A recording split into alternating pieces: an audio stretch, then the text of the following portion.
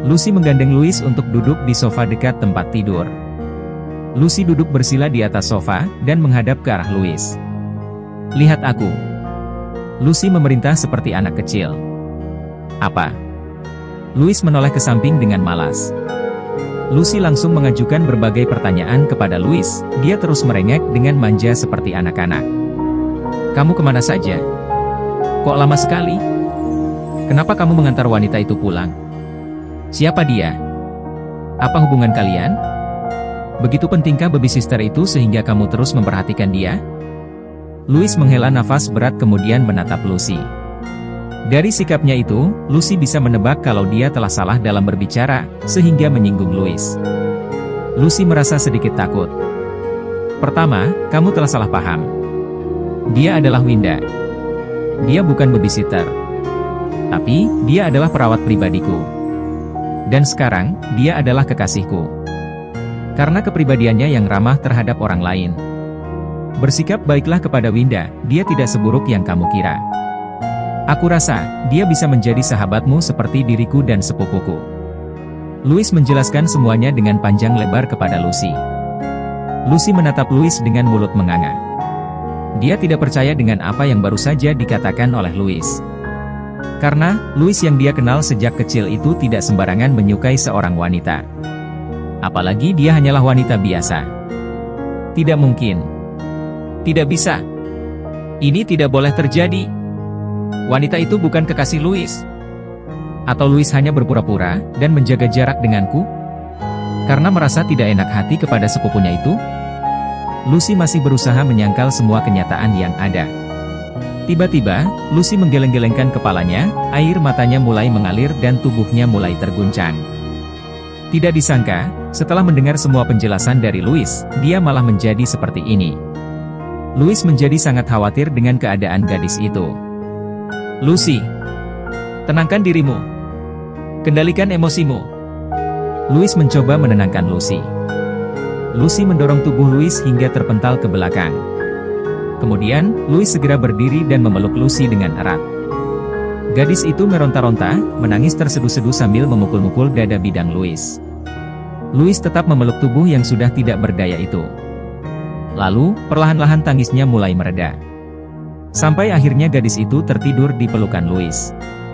Louis hanya bisa membiarkannya seperti itu untuk sementara waktu. Beberapa saat kemudian, Louis segera membaringkan tubuh Lucy ke tempat tidurnya, menyelimutinya dan menyeka air matanya yang tersisa di wajahnya. "Beristirahatlah. Maafkan aku, karena tidak bisa bersikap lebih dari seorang kakak untukmu." Louis keluar meninggalkan Lucy yang sudah tertidur di kamarnya. Louis berjalan menuju kamarnya untuk segera mandi dan beristirahat.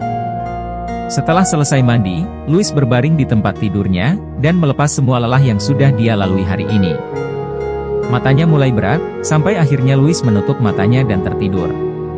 Tiba-tiba, mata Louis membelalak dan terbuka dengan lebar. Dia teringat akan pesan-pesannya tadi kepada Winda. Kemudian, Louis segera mengambil ponselnya dan memeriksanya. Benar saja, di ponselnya ada beberapa panggilan tidak terjawab dan pesan masuk dari kekasihnya itu. Lalu, Louis membaca pesan-pesan yang dikirim oleh Winda di ponselnya. Louis melirik jam dinding di kamarnya. "Sudah malam. Kamu pasti sudah tertidur. Aku akan membalas pesanmu besok pagi. Aku tidak ingin merusak mimpi indahmu." Gumam Louis sambil meletakkan ponselnya dan menarik selimutnya. Keesokan harinya, Winda terbangun dan langsung melihat layar ponselnya. Wajahnya terlihat kecewa, karena sampai pagi ini tidak ada pesan masuk dari Louis. Winda bergegas masuk ke dalam kamar mandi, dan bersiap untuk berangkat bekerja. Setelah selesai mandi, Winda berkumpul di meja makan untuk sarapan bersama ayah dan bundanya. "Ayah, bisa kasih tumpangan gak buat peri kecil?" Winda merayu ayahnya seperti anak kecil. "Tentu saja boleh. Tumben peri kecil ayah minta diantarkan sama ayah," goda ayah kepada Winda. Winda hanya tersenyum mendengar ucapan ayah. Winda dan ayahnya segera berpamitan kepada Bunda Puspitasari, lalu melangkah keluar rumah. Ketika membuka pintu depan, Winda terkejut. Dia disambut dengan sebuah buket bunga mawar merah berukuran sedang. "Selamat pagi sayang," sapa lembut pria itu dengan senyum mempesonanya. Ah, kamu? Pagi-pagi sudah mengagetkanku, senyumnya terkembang di wajah cantik Winda. Pagi ayah, sapa Louis sopan dan mulai berani memanggil ayah kepada Tuan Hermawan. Seketika itu Winda dan ayah saling melempar pandangan. Mereka heran, karena Louis memanggil ayahnya Winda seperti itu. Karena Louis menyadari Winda dan ayahnya telah kebingungan, Louis segera memperbaiki suasana. Maafkan saya telah lancang memanggil ayah. Sebenarnya Winda telah menerima perasaan cinta saya. Jadi, saya berharap, ayah berkenan merestui hubungan kami. Winda langsung memberikan hadiah cubitan ke lengan Louis. Ayah mengerti. Tentu saja ayah merestui hubungan kalian jika kalian memang saling menyukai. Sebagai orang tua, ayah hanya bisa mendoakan yang terbaik buat kalian. Terima kasih ayah, ucap Louis begitu bahagia. Kalau begitu, biar saya yang antar Winda berangkat bekerja, ucap Louis. Baiklah. Hati-hati di jalannya. Di dalam mobil, Louis hanya berdua dengan Winda. Nico ditugaskan untuk mengurus beberapa pekerjaan di kantor. Maaf, semalam keadaan agak sedikit kacau. Sehingga aku tidak tahu kalau ada panggilan dan pesan masuk dari kamu, ucap Louis menjelaskan kepada Winda. Tidak apa-apa. Kamu seperti itu pasti ada alasannya. Winda membalasnya dengan suara lembut, dan tersenyum untuk menghilangkan kekhawatiran Louis. Kemudian, Louis menjelaskan semua kejadian semalam kalau Lucy cemburu terhadap Winda, dan syok setelah Louis menjelaskan tentang hubungan mereka berdua. Sehingga Lucy tertidur karena terlalu capek menangis. Baru dirinya bisa melepaskan diri dari Lucy si wanita manja. Louis juga menjelaskan, bahwa dirinya sudah menganggap Lucy sebagai adik perempuannya karena sudah merasa nyaman. Dia sudah berteman sejak kecil, bahkan kedua orang tuanya juga bersahabat. Sejak kedua orang tua Louis meninggal, papinya Lucy yang sudah banyak membantu bisnis dan juga keuangan keluarga Adijaya. Karena itulah, Louis masih menjaga perasaan Lucy karena merasa berhutang budi terhadap papinya. Louis juga sudah terbiasa dengan sifat manjanya Lucy, dan sudah tahu cara mengatasinya.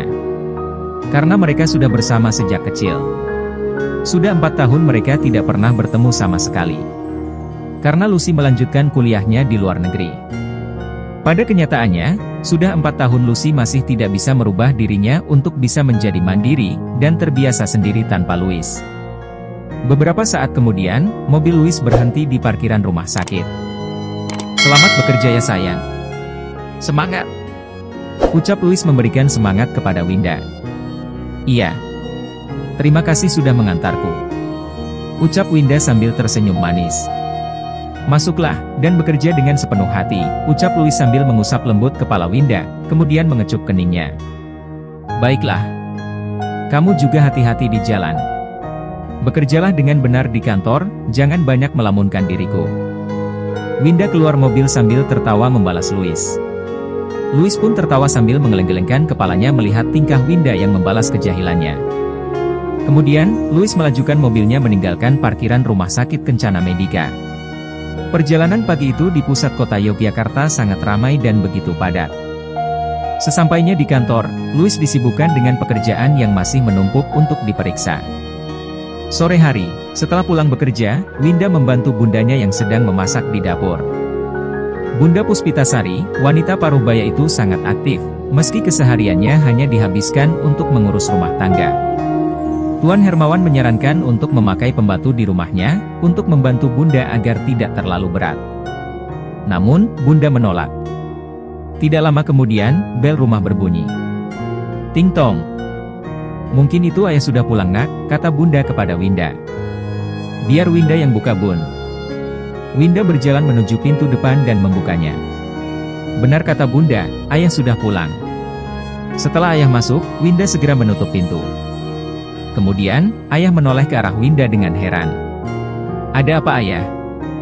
Tanya Winda bingung. Kamu tidak mempersilakan putra ayah masuk? Ayah balik bertanya kepada Winda. Winda segera membuka pintu lagi dan melihat ke sekeliling. Winda mencari tahu siapa putra yang ayah maksud. Bukankah ayah cuma punya satu putri? Winda bertanya dalam hati. Beberapa saat kemudian, Louis keluar dari balik mobil yang sudah terparkir di dalam garasi. Pria itu membawa sekantong plastik berisi buah-buahan. Louis merasa heran melihat wajah Winda yang sedang kebingungan. "Kamu sedang mencari siapa?" tanya Louis penasaran.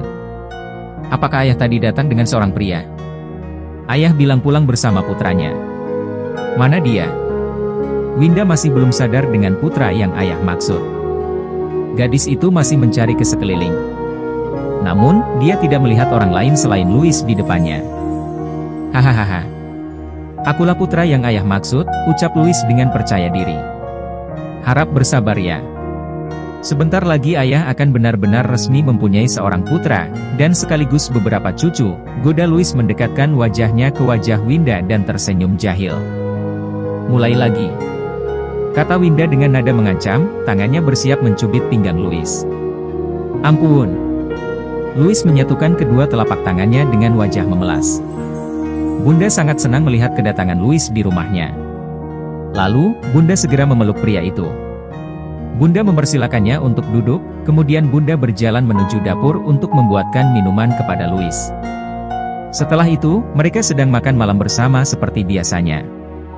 Setelah selesai makan malam, Louis segera berpamitan untuk pulang ke rumahnya. Sebenarnya, tadi Louis membicarakan tentang pekerjaan bersama Tuan Hermawan. Lalu, setelah selesai meeting, beliau mengajak Louis untuk makan malam bersama di rumahnya. Tentu saja Louis tidak menolaknya, karena itu yang diinginkan Louis di dalam hatinya. Pria itu selalu ingin berlama-lama bersama Winda. Sesampainya di rumah, Lucy terus mendekati Louis, dan selalu mengikuti kemanapun dia pergi. Louis hanya diam dan membiarkan keinginan gadis itu. Beberapa saat kemudian, Louis masuk ke kamar mandi untuk membersihkan tubuhnya yang sudah terasa gerah.